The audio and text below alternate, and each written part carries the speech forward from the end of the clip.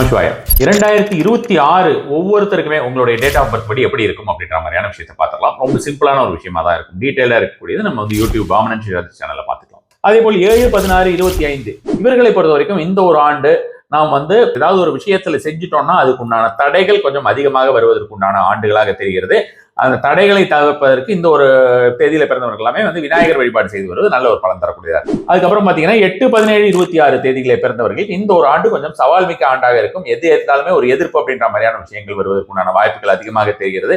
So அதனால ஒவ்வொரு விஷயத்தையுமே நம்ம பார்த்து கவனமாக செயல்பட வேண்டிய ஒரு விஷயம். அடுத்து 9, 18, 27 இந்த ஒரு 3 தேதிகளிலே பிறந்தவர்கள் இவங்களுக்கு எல்லாமே இந்த ஒரு ஆண்டு சிறப்பாக இருக்கும். உங்களுடைய அக்ரசிவ்னஸ் ஜாஸ்தியாகும். உங்களுடைய போராட்ட குணம் வெளிப்படும். இந்த போராட்டம் அப்படின்றது ஒவ்வொரு விஷயத்தையும் சும்மாலாம் சாதாரணமா விட்டுற மாட்டீங்க.